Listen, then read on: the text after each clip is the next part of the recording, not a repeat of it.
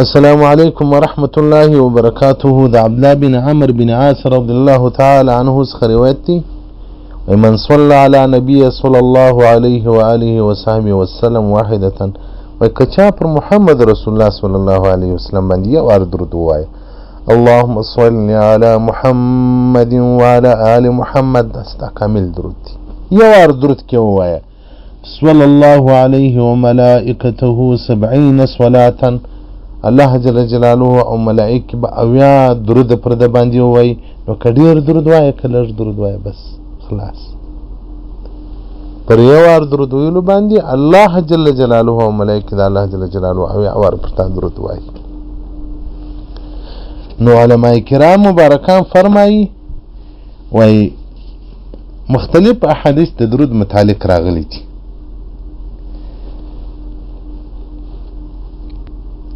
لاس درجه په جنت کې په لوړیږي، لاس ګناهونه په مټاویږي او لاس نیکی په عملنامه کې اضافه کیږي.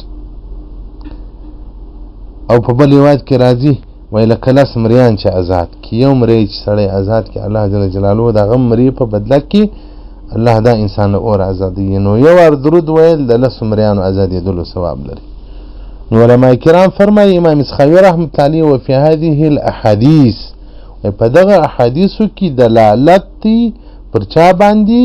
پر شرافت درود باندې چې درود څومره شرافت لري او څومره نیکی په ډیریږي، تضعیف د حسناتو په راځي، تکفیر د سیئاتو په راځي، ګناهونه په میټاویږي، ګناهونه په خرابیږي او رفع د درجاتو په راځي، په جنت کې درجې په لوړیږي. سبحان الله والحمدلله. نو وای تاسو درود وایست پر محمد رسول الله صلی الله علیه وسلم باندې ډیر درود وایست. دغه درود د وسیله د نجات زموږ د فاره، دغه درود شریف سبب د الله د رضا جوړیږي، دغه درود شریف سبب د جنت جوړیږي، دغه درود شریف سبب د الله د رحمت جوړیږي. نو درود شریف ډیر وایست، په درود شریف باندې ځانونه مشغوله وګرځوي، وخت ورکړي، خصوصا د جمعې مبارک ورځ او د جمعې مبارک شپه به د درود لپاره معلومه ورځ او شپه ده. نو ځکه فضایل د درود هم د جمعې په شپه درته بیانوو چې دغه ورځ او شپه له درود څخه موږ غافله نه کړو. محترمینو یو درود ویل اللهم صل علی محمد لس نیکۍ دې په عملنامه کې ولیکل سوې، لاس ګناهونه دي له عملنامې څخه خراب سول، میټاو سول، حذف سول، ډیلیټ سول، لاس درجې دي په جنت کې بلندې سوې. په جنت کې درجې دي، دا مقامات چې په جنت کې الله مؤمنانو ترکی و درجه بله درجه بله درجه د درجو په مابانس کې د سواو کلو لار ده. سل کاله چې مزل وکې بیا بل مقام ته رسیږي. نو په یو درود باندې الله جل جلاله لس درجې په جنت کې در بلندوي، هغه مقامات در بلندوي چې هغه داسې مقامات دي چې انسان په بشي نسي ورسېدلی ما سوله درود شریف. بل په درود باندې محبت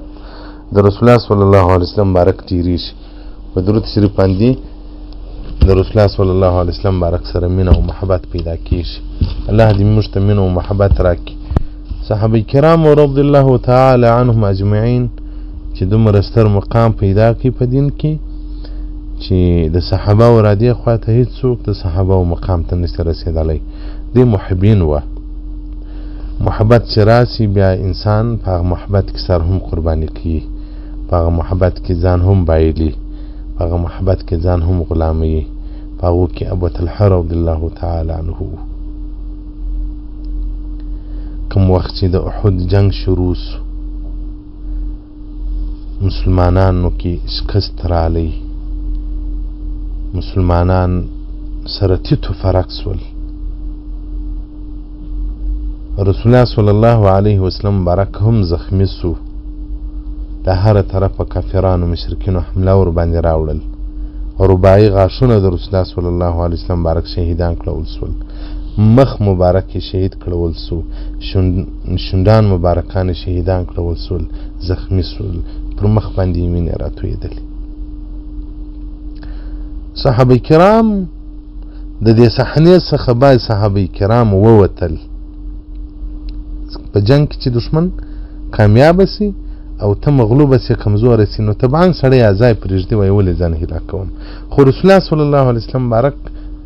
پاته وو بعضې صحابه کرام پاته سول دا اوازه هم ګډه سوله چې ماته محمد علی اعظم بالله ولو رسول الله صلی الله علیه وسلم بارک مړ شهید سو دې اوازې بیا مسلمانان نور له کاره پسې وایستل نور غمجن سول نور دردمن سول نو هېچا ځان نه سوای تکیه کولی بس له دې ساحې څخه ایسته کېدل بعضې صحابه کرام پاته سول په هغو کې یو ابوطلحه رضی الله تعالی عنه هغه غشي ویشتل وارونه یې کول کافران یې ویشتل محمد رسول الله صلی الله علیه وسلم د ابوطلحه رضی الله تعالی عنه شاته ولاړ دی وایي رسول الله صلی الله علیه وسلم به د ابوطلحه پر اوږه باندې دا سر راایسته کړي کافرانو ته بیا کتل یا بیا د ده غشو ته کتل چې ته ودرېږه په کم کافر کې مشتلې ابوطلحه رضی الله تعالی عنه څه ورته وایي بأبي أنت وأمي لا تشرف عليهم فيصيبك زما مور پلار دې تر تا قربان سي ما ورته ګوره دیني چې د دې غشی تا ته راسي ان نحري دون نحرك وصدري دون صدرك ابوطلحه رضی الله تعالی عنه مبارک څه ورته وایي وجعلت فداك زما مور پلار دې تر تا قرباني ما ورته ګوره دیني چې کافران دې راسه خوږ نه کړي زما غاړه ستا د غاړې حفاظت کی زما سینه ستا د غاړې حفاظت کی ما ځان ترته قربان کړی دي کوم غشي چې د رسول الله صلی الله علیه وسلم طرف ته راتلل کافرانو دا حس کړه دا ورته معلومه سو مشرکینو ته چې رسول الله صلی الله علیه وسلم پر دغه ځای باندې دی چې دا پر موږ باندې وارونه کیږي نو دا مشرکینو ډېر کوشش دا کاوه چې رسول الله صلی الله علیه وسلم شهید کړي نو داسې په یو پلا به حمله را وکوله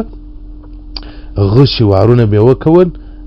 د رسول الله صلی الله علیه وسلم طرف ته خو دلته ابوطلحه رضی الله تعالی عنه مبارک ورته ولاړو دا غشي راتلل د په سینه مبارکه کې مشتل د خپل ځان د رسول الله صلی الله علیه وسلم مبارک د پاره سپر ګرځولی و دا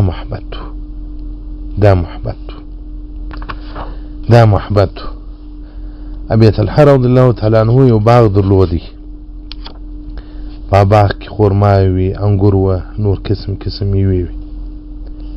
ولا اطيب ثمرا ولا اعذب ماء په مدینه منوره کې د ده تر باغ ښه میوه او د ده تر باغ ښه درخت او د ده د باغ تر اوبو ښه اوبه نه ولې وخت ابوطلحه رضی الله تعالی عنه د درخت سایې ته لمونځ کوي په دې باغ کې فکر ولاړی په دې باغ کې مرغان ګرځي په دې باغ کې حیوانان ګرځي شین باغ دی د ده په دې باغ کې فکر سو په دې درختو کې فکر سو په لمانځه ولاړ دی نو څو لمونځ بیا کړي کوم چې د لمانځه څخه فارغه سو ورسول الله صلی الله علیه وسلم مبارک ته په دا سبا کې رالی او شکایت یې ورته وکړي ورته یې وویل یا رسول الله په لمانځه ولاړم په دا باغ کې بس سوچونه را پیدا سول فکرونه را پیدا سول بس ښه خوند یې راکړي اشهد یا رسول الله انی جعلت هذا البستان صدقة لله تعالی رسول الله صلی الله علیه وسلم ته وایي شاهد څه دغه باغ ما صدقه کړی دی د الله په لار کې بس دی ځای مصرف کړي چې د الله او د الله د رسول خوښ وي دا محبت نو محبت صحابه کرام رضی الله تعالی عنهم تر هر چا ډېر درلودي او مقامات هم تر هر چا بلند سول نو موږ خو حضور نه لرو رسول الله صلی الله علیه وسلم په زمانه کې نه یو موږ د پاره ډېر درود ویل پکار دي موږ که ځان ژوندی کوو نو درود شریف ډېر وایو موږ که ځان ژوندی کوو رسول الله صلی الله علیه وسلم ته سنت به احیا د سنتو به کوو سنت به راژوندي کوو د هغه ژوند به کوو چې محمد رسول الله صلی الله علیه وسلم مختاره کړی دي پس دغه دوه شان که موږ وکول درود شریف مو ډېر وایه او احیا د سنتو مو کوله نو موږ به هم بیا په جنت کې د ده ملګري یو الله به مو د ده په ملګرو کې حساب کړي سور من حیات صحابه صفحه 322 او دغرنګ القول البديع في الصلاة على حبيب الشفيع د امام سخاوي صفحه 202 د مكتبة دار البيان او دغرنګ مكتبة المؤيد چاپ دي او دغرنګ حديث رقم دريم صفحه نمبر 38 ثلاث رسائل في الصلاة على نبي صلى الله عليه وآله وصحبه وسلم. والسلام عليكم ورحمة الله وبركاته.